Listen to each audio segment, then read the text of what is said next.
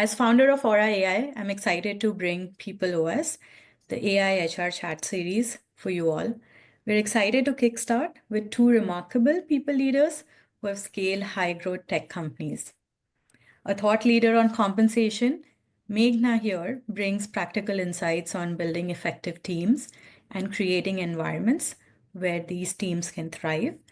She is currently leading the people function at BioRender and has previously led teams at Loom, NerdWallet, and others.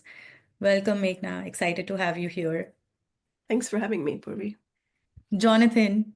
So excited to introduce you, Jonathan, who brings deep expertise from his leadership roles at Drata and Tonal, where he guided these organizations through critical growth phases.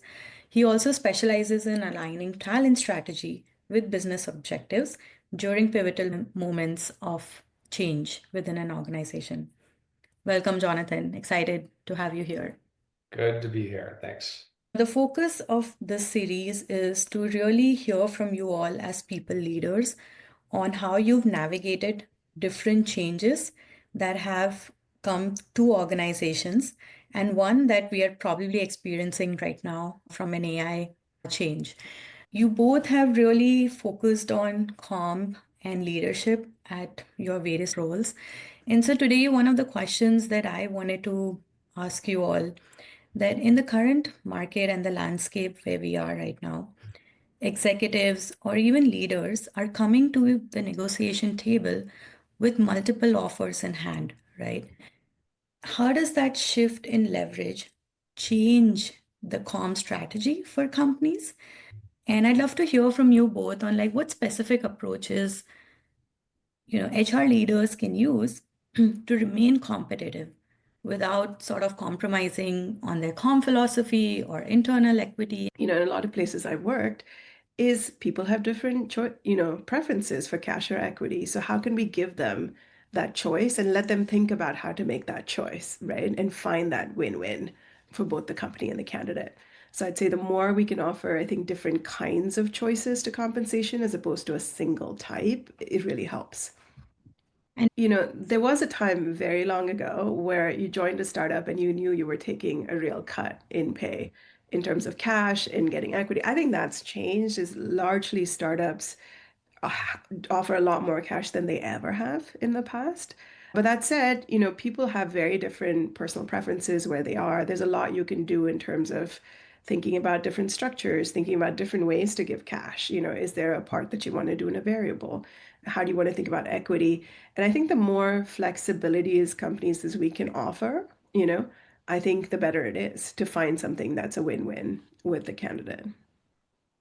Yeah, my approach is really, instead of changing your compensation philosophy to adapt to the candidates, especially at the leadership or executive level, it's adapting to the market. And I think the market is ultimately going to dictate not only what we need to be doing to remain competitive, to attract and retain, but market conditions that should help us ensure that our comp philosophy is aligned to the market. And so I think it's really about reaffirming the compensation philosophy and providing clarity and consistency very early on in the recruiting process. I think that's more important than ever. Using data and role-based bands is important, and it maintains internal equity, but it also allows some flexibility at the top of the range too for strategic hires. I noticed a shift around leaning way more into total rewards. And so it's going to encompass not just the cash piece, cash is king, but it's emphasizing equity and potential and advancement of your stock price over your company's performance. Being creative with structures, I think, is really important. Sign-on bonuses, milestone-based equity. I've even seen like early refresh grants as an interesting tactic that are negotiated. Any wild offers that have been either given to you or you have written out and shared with candidates? I don't have any crazy wild things. I've seen like an all cash offer for a leader, right? Which is unusual. But given where that company was in their life cycle, it could make sense. We've seen a shift in the market, and this isn't from my personal experience, but across the board, is people are getting more flexible. I think we had a stage where everyone was like, here's the band, here's the offer, here's kind of internal equity was really, really important. And when pay transparency came into, I think everyone was very conscious of like, let's use our guidelines, stick to our guidelines, make sure we're making these decisions in an equitable way, which I think is really important and good. But I think now in the last few years, we're starting to see more flexibility come in just because sometimes you have a candidate that doesn't believe in equity, no matter how much education you can give them. You can kind of sit there, talk to them of value, and you'll get people that are like, I just don't care. I just don't believe and I don't care. And, at that point, you can sort of say, well, that's not the right candidate for us. And that's one choice that a lot of companies will make. But I now see increasingly more companies make the other choice and say, sure, trade it. Then if you don't want the equity, let's trade it for cash. I think sometimes when you're trying to get the caliber of talent that some businesses need to get to that scale, again, you have to adapt and you have to be willing to be flexible and agile with some of your practices. Alluding to what you said, Jonathan, recently, and I read the study that as organizations are seeing a shift of adopting AI, more managers are starting to see increased number of reportees.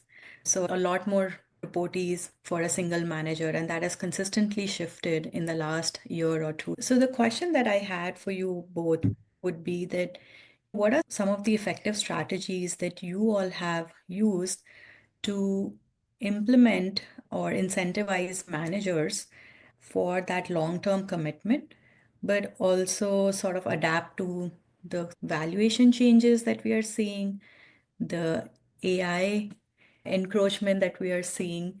What's a good way for them to implement maybe a boxcar equity strategy or anything else so that these managers feel fulfilled and want to stay at the organization? Boxcar grants, refresh grants are incredibly important, and you should plan those grants. Typically, I look at 18 to 24 months into tenure to ensure that we're incentivizing beyond that 4-year vest. Refresh timing should align with performance milestones or value creation too, and not just tenure. I think that there are other ways to get creative with it, but offering refresh windows rather than like fixed dates, I think will help you be agile with changing business needs and like business performance.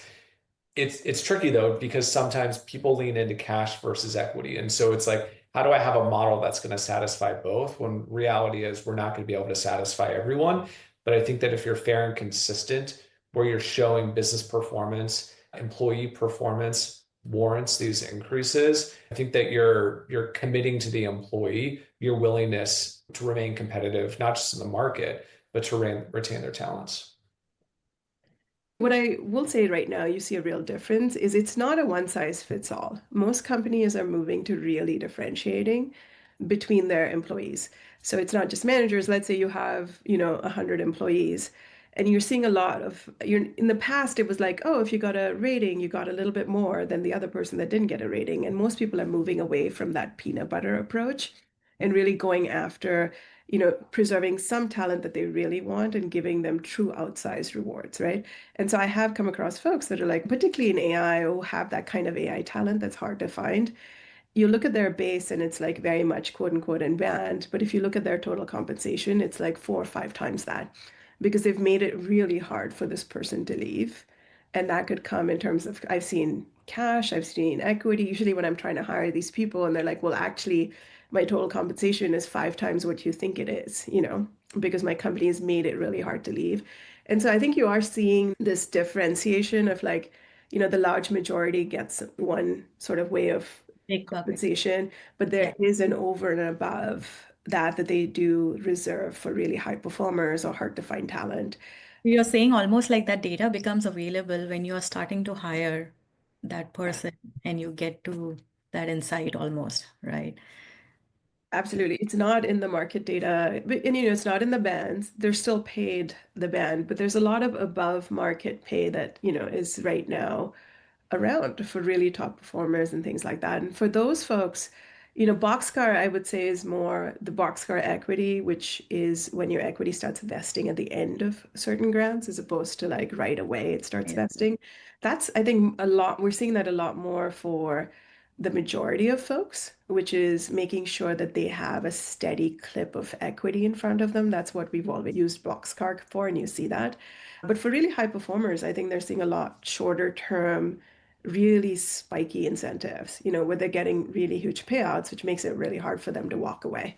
It's that evergreen model where it's constantly getting stacked grants on top of one another, to the point about some of the challenges that can arise during negotiations at the closing with these outsized packages for top talent. I'm also seeing equity vehicles change where companies are willing to move to an RSU program much earlier on, but there's, not to say risk, but there are obligations to a business that you have to be mindful of when you implement an RSU program, and also front loading stock or removing the cliff so that vesting starts day one, because if an employee has a substantial grant at their other company, their projected total comp may be substantially higher than what you're willing to offer. It's almost as if you're saying, well, I'm going to start the investment now, so you don't have to prove your performance from day one, because I believe so much in your potential to have that impact immediately. And how do you navigate those conversations with the leadership as you're making these offers or shifting the strategy? You obviously come with a thought point on this is how much we should be paying this candidate, they're high or whatever, they seem to be a high performing candidate. What does that conversation even look like when you're talking to the CEO or whoever is the hiring manager and the leadership and shifting that budget? Because it sounds like it is a significant change, right? I mean, we're all on the same side, right? As you know, my talent team is there to close the talent that we need. So I think part of that is just reminding folks is like, we're all trying to do the same thing here. Compensation is supply and demand. This is what I tell everyone. It's like when demand's high and supply is low, that number goes up. And I think we're seeing that happen in certain jobs. And so I think creating a job family and being consistent, because ultimately, I think what we owe to the employees and the company in general is that, we're making these decisions in a structured and thoughtful way, in panic making offers in some haphazard way, which happened a lot. Our brand is able to get us the opportunities that we have are able to get us. Managers need to acutely be involved. They can't just look to the people team. We all want the same outcomes. We all want to get the best talent, but they can't just look to your people team, your finance team to be able to solve for that. They have to understand and be able to speak to confidence that our comp philosophy is going to, again, not just attract, but be able to retain the employee. With the evolution of AI, it seems like everyone has a lot more data available to them as they are making offers or as even if they're looking out for companies. Do you both foresee that in the next couple of years, that will end up creating some sort of disparity or discontent within employees as things start to open up, people understand who makes what, and there's just general prevalence of data and information in the market. Do you see or foresee that happening? Generally, the trend has been to transparency, in the last few, even with bans. And I Yeah. think that's a good thing in general. But the thing that I will always say is the problem is not the number, it's the explanation, is the Explanation. communication, is the hard part. The hard part is being able to understand why things are the way that they are and to be emotionally okay with it.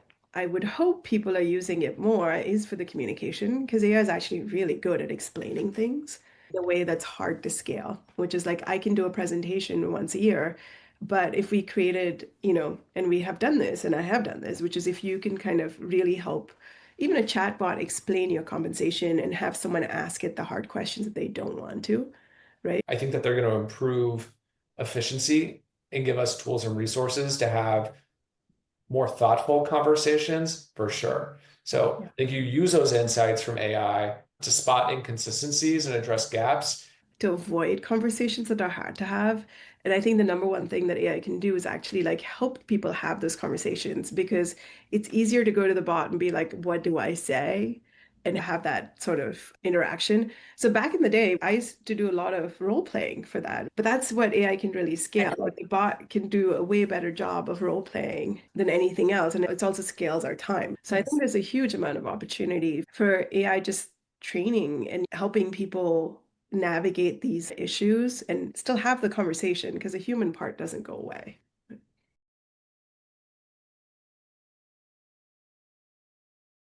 So, one concrete strategy that you suggest HR leaders should implement using AI tools in the realm of comp and comp management that will sort of play out for them in the next 6 to 8 months. I've seen and used AI to simulate compensation scenarios during planning cycles, which is, I think it can help us allocate budget if it's a top-down approach to manage, merit increases and ensure we stay within our equity burn rates if companies are using those. I also think it can help us flag disparities and identify outliers and ensure that we track to pay equity. The way I think about AI is the more I use it as a thought partner, the better I get, right? I think automation is great in terms of maybe it reduces some of the day-to-day work, but I found it actually really helpful. For example, you're having this negotiation with someone, go on ChatGPT and talk to it and have it talk back to you. And I find that back and forth has actually been really, really helpful just to like sharpen my own thinking. So that isn't, I think, I think we sort of imagine that like, we give a person and it pops out a band and a number and things like that. I don't know that that's actually where I found the most help because there's good market data. There's, we know we have a philosophy, we have all of those. But I do think, recently I was thinking through an incentive structure for one of our, revenue facing sales teams. And, I was actually talking to it about, okay, like what are some different ways that like we can think about it? And I thought the quality of the response was actually incredibly high. If I have to summarize the entire conversation, it sounds like the best use of AI could be in two buckets. One is being that thought leader or partner. And I think that that's a perfect use case for AI, right? And then the other is, Jonathan, like how you mentioned, understanding the shift in the budget, right? As you are making all of these changes and shelling out equity and shelling out cash to bring on candidates, what does that shift? What is that? How does that narrative shift from a business perspective, from a finance perspective?